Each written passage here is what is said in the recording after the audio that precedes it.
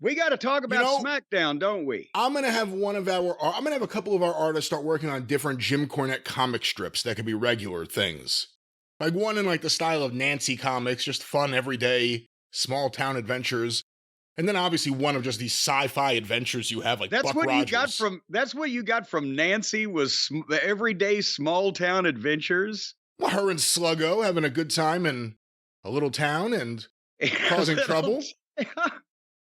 Well, wouldn't the small town adventures would be more like the Peanuts kids? You know, they're living in a small town. Well, the Peanuts kids were kind of sweet. Nancy was more like a punch to the face at times, and I think that's more fitting with the Jim Cornette that we all imagine as a little child walking around the small town with his tennis racket. What? I don't know, because I never had a lack of hair like Sluggo. No, I think you're the Nancy. I'm not saying I'm the Nancy. I'm not saying you're going to be a woman or anything. I'm saying the main character, the troublemaking Dennis the Menace like riffraff. Well, then why can't I be Dennis the Menace? Well, I think artistically, I'm going more for an Ernie Bushmiller type look. I don't give a fuck what look you're going for. I want to be Dennis the Menace, or I ain't going to participate. No, I don't want to steal someone else's gimmick. I think that's gimmick infringement. You're stealing Nancy. I'm using Nancy as an homage to launch the new strip. How is King Features going to get behind this if you're not behind this? Well, in that case, I'll join the army and be Beetle Bailey. Mort Walker. See? King Features. All right, well, it was another, does King Features own Fox? I guess they don't. Why don't we break into the Harvey group, and I could be Sad Sack, or I could be Richie Rich. No, that's Tony Khan. I can't be Casper the Ghost. I'm still living. Baby Huey? For a while at some point. Hey! I'm just naming characters. What do you mean, hey? I want to be Hot Stuff, the Little Devil. Right now. Yeah. There are some amazing, like, things happening in the minds of comic nerds listening to this show. We've gone well past Marvel and DC here, folks, even past the universe of EC, but let's get back to the universe of WWE. This is your show. Oh, I see what you did there with the universe. Well, the biggest star, the biggest constellation even, currently in the active universe, was there to open SmackDown on September 22nd. John Cena, and the Rock got and I don't even want to hear your slander toward my friend Dwayne there, but the Rock got a huge pop. And some of you are too sensitive about the Rock. They knew that he was not coming back to like, oh, he's going to do a program, he's going to do interviews and wrestle and have matches and whatever. But with Cena back, he's been back several times, but as he mentioned in this interview, he's been a host, he's been a referee, he's been a backstage reporter, whatever. But they've got, for at least some limited period of time, the biggest star in the business that can still get back in the ring and, do some things regularly on the program, interacting with their current talent and doing fucking angles. So, perfect time for the media rights deal, eh? Anyway, as they showed the deal last week where Solo had super kicked Cena and AJ Styles had helped with the save and Solo pulled Jimmy out. And the deal is that obviously Jimmy and now he's just decided he's back in the bloodline, and they haven't really said he is, but he's acting like he is, and he's acting like he runs the place, and Heyman's giving him the fucking side eye, and so we got all this shit going on. So that's interesting, at least. And did you see the open, and during Cena's entrance where the crowd goes batshit, they've got more signs back. Have you seen that many signs at your average wrestling event, for a while since everybody went to, I'll just hold my phone up? Well, I think a lot of the sign holding and people who bring signs depends on what audience you get, but where was the show actually? Got to have Phoenix, were they not? Oh, Phoenix. Phoenix, Arizona. Lion asshole out of Phoenix. What? Remember the Enzo Amore rap song? Thankfully, no. No, I don't remember. As a matter of fact, if you held a gun to me right now, except for his goofy haircut, I couldn't pick him out of a lineup. I'm trying to forget his appearance as well as his sound. Well, the lyrics are classic, but anyway. Well, apparently. Nevertheless, they got a roll going here with the audience is engaged, and they had another big crowd, and they've got signs, and a lot of them were for Cena. And when he was doing his promo, they started whatting him because they'll what anybody, and he shut them down perfectly. And then they started doing it again when he was doing something else that it was kind of working for what he was doing. But then when he gave the punchline, they couldn't what it because they had to pop because he phrases things perfectly and he doesn't leave them the openings and the lags to, do shit like that unless it's working with him. And he basically worked the people into begging and cheering for him to agree to have a match that he suggested to begin with, which was brilliant. And as luck would have it, he's found a partner to go against the Bloodline, and it's AJ Styles. So before we go to the rest of this piece, what did you think of Cena's verbal dissertation here? I mean, he's perfect as Cena. Until he takes the hat off, for the most part, he looks exactly the way he always has. Once he takes the hat off, you see that he's a little older. I mean, then it hits you and you look at his face and he's older, but he pulls it off still, which is amazing considering, what a ridiculous wardrobe he's always worn. I like them beginning the show with hot stuff. And if Cena's out there, you're going to think something's going to happen. So I thought it was all right. Well, and here's the thing. You would think, certainly, with as much money as he makes, there's a way that if he was, out of the public eye for a couple months, that bald spot could be filled in, don't you think? Well, you know what I think it is? I think he's kind of got like a Ted Danson thing going, because Ted Danson always had like the same big bald spot, but you never knew it because he wore a wig just over that spot on Cheers. And I think because Cena does so much acting now, he grows out the rest of the hair around it longer than he would normally. So it makes the bald spot stick out, and then he could just cover it up because he has some hair that he's grown out. Thank you, Fidel Sassoon, for that. It's Fidel Sassoon, that's dissertation. Right. Yeah, and Cena from Boston. Boy, if you Boston, Ted Danson, Cheers. See, there you go. Yeah. If you'd have had me try for one more hairstylist, I'd have been fucking standing here stammering. Anyway. Paul Mitchell. So he's on my shampoo bottle. So AJ comes out and takes John's microphone like they're going to be contentious. And then he says, you want me and you versus the Bloodline? And they pop again to people. And they start chanting, yes, yes, yes. And AJ says, he agrees to it. Well, as soon as that happens, here comes the Uso music. And here comes Jimmy and Solo. And they come to the apron. And they jump up on the apron. And there's some trash talking going on and some daring to come on in and fight. And then the heels jump down on the floor and then they leave. So it was a little flat the way they got out of that, but still it's Cena, so everybody's interested.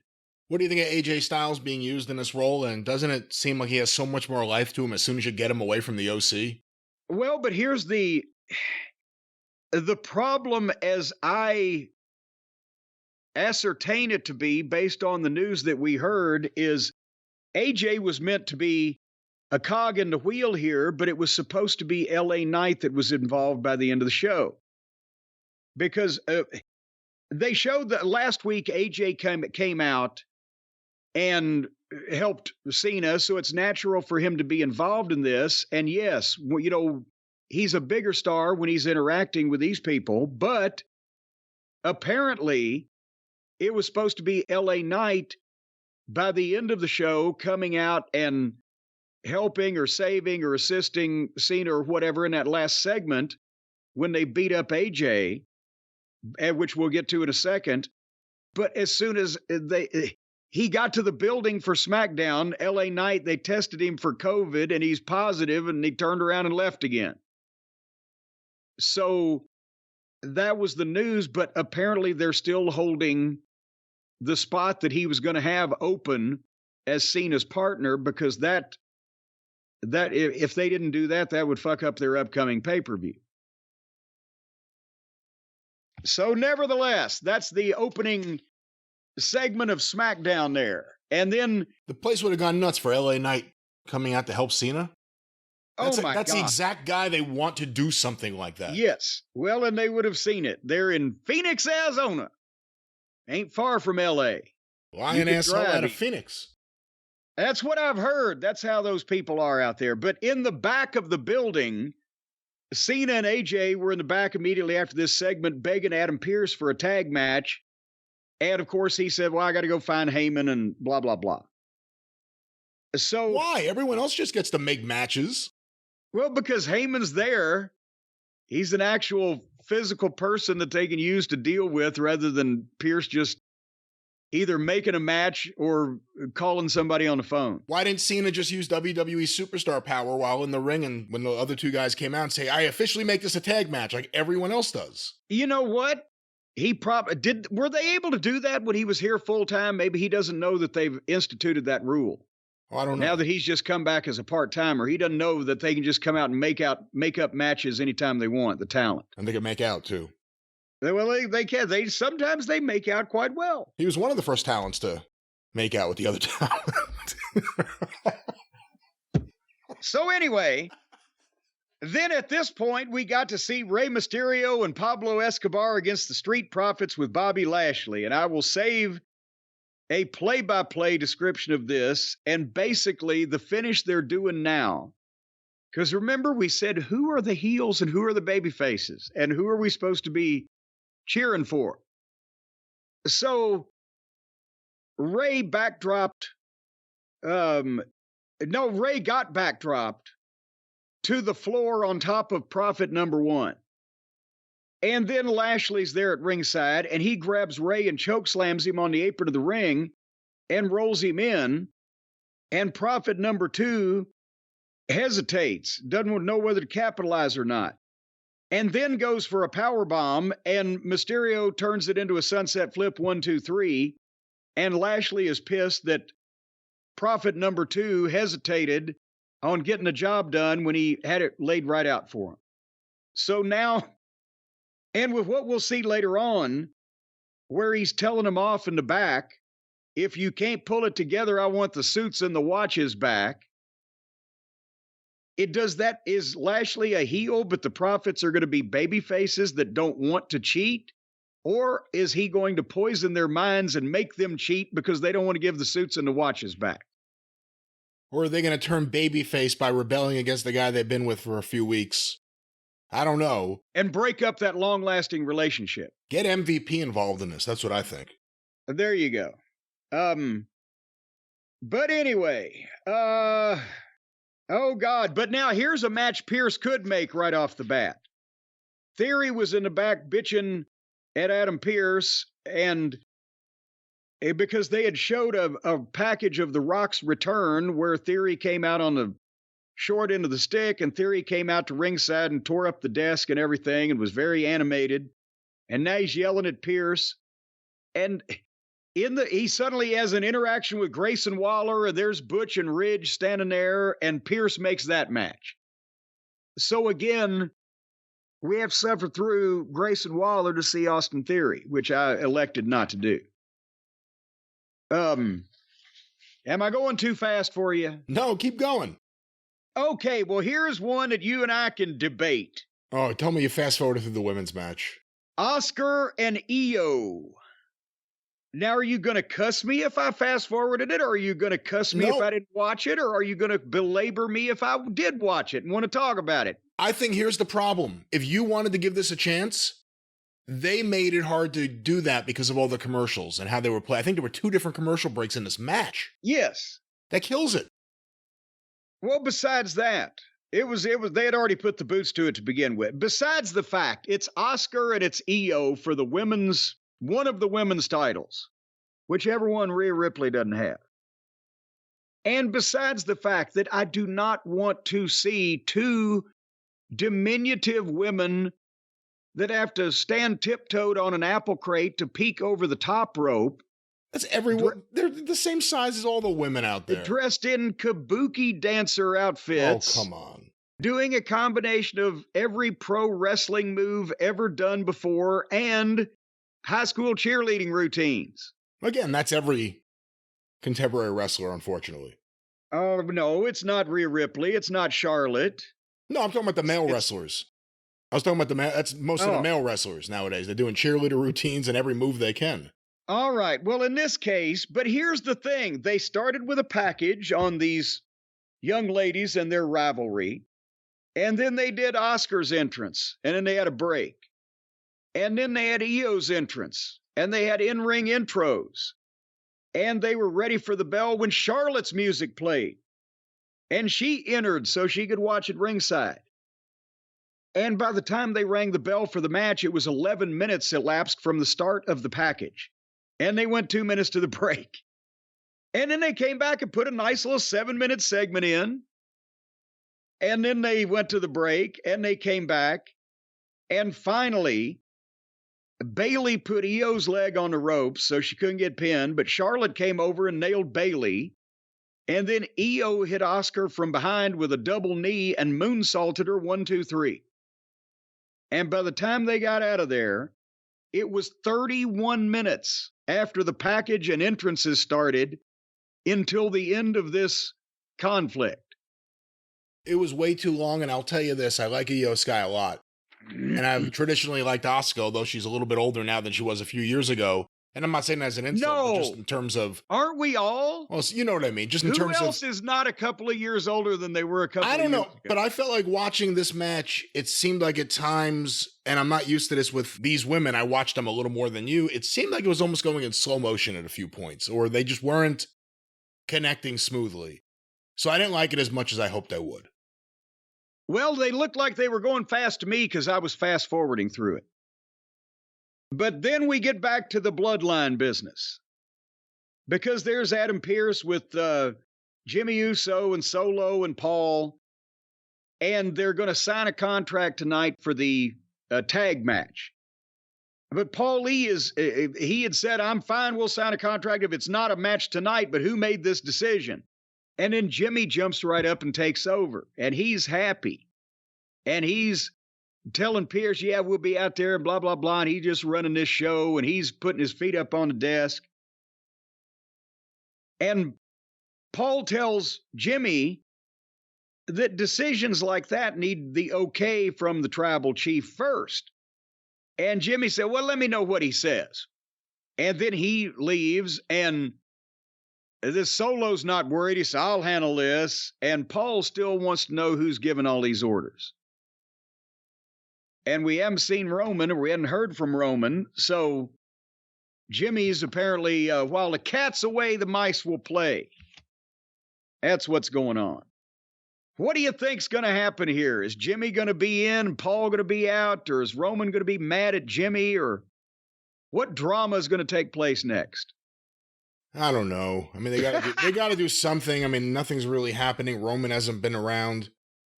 You know, the only interesting scenario that still hasn't been done is Heyman being kicked out and putting together a group against them. But I think Roman needs Heyman, actually. I think he's too big a part of the package. I love the way that Jimmy is just taking over the situation here. He's getting some oomph to him. And then speaking of oomph, Waller and Theory beat Ridge and Butch. Imagine that.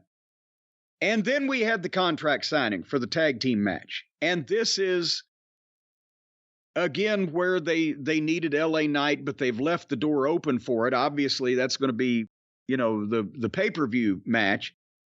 But Cena came out guns blazing, and before he even sat down, he signed the contract. I'm ready to go, right? And then they introduce AJ Styles, music plays, no AJ.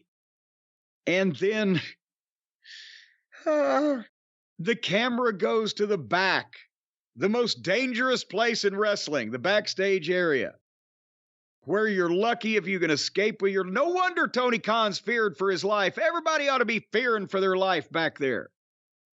So Uso is beating the shit out of AJ. And Solo is standing up on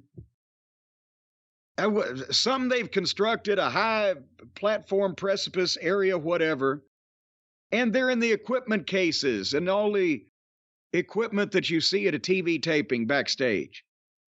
And Interesting choice for the cameraman where he decided to shoot from. yes, because basically, when Uso finishes beating up AJ, he dumps him to the other side of an equipment case that you can't see.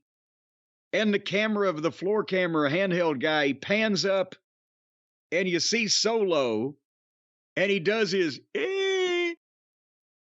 and then he does the splash off the top of whatever he's standing on and goes behind the equipment case where you can't see what he landed on. When he landed on you hear a big thump. And then this has already been going on for a while, but now suddenly people have noticed all this screaming and chaos. And here they all come running.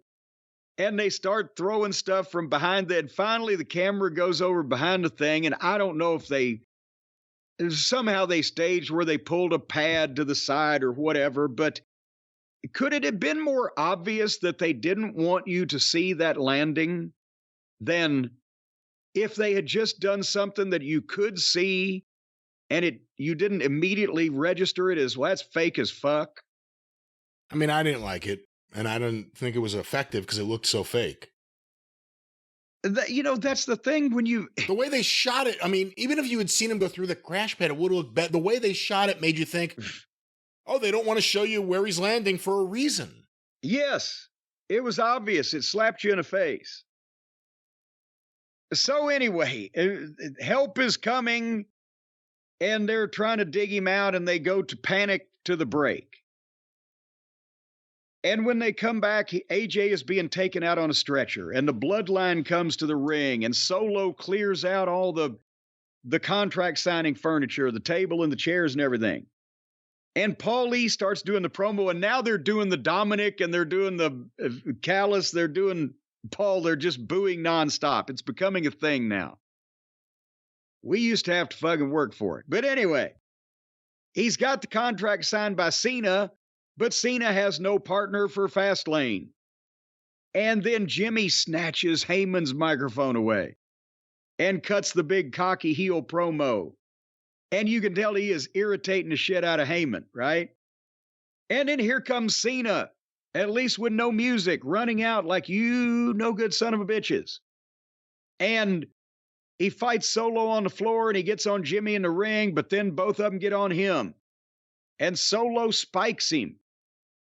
And then both of the heels start getting heat and taunting the crowd. Was your video blacking out? Was that a network thing or was that my shitty Spectrum cable? No, that happened here too. I'm glad you brought that up. All of a sudden in the middle of the very end of the angle, for a little bit, for maybe 20 seconds or so, it went black. Was that a transmission problem, I wonder, from the site? Or had to be, right? Fox trying to censor something and doing the wrong thing or not? Or maybe doing the right thing. We didn't see it. I mean, we saw what happened last week with The Rock with the cursing and they, bleeped the crowd, and we've heard that before, but I think this had to be some kind of problem, not because they still had the live bug up on the screen, the word live, like this is live, but it was a black screen. That was unless somebody's dick had flopped out or whatever. But anyway, they ended up with a little bit of time because Jimmy goes to the top after milking and then splashes Cena and then signs the contract and Solo signs it, puts it on Cena's chest. And then I think Cena probably called an audible, said, dude, give me another one. And he did another splash off the top and they still had a while. This is John Cena. If you're going to not even ignore that he's the biggest wrestling star in the world active right now, he's goddamn movie star. Was nobody going to come out there? Has he no friends, no confidants, no security? No, And this would have been LA Knight. It would have been LA Knight. To a monster babyface pop. Yeah.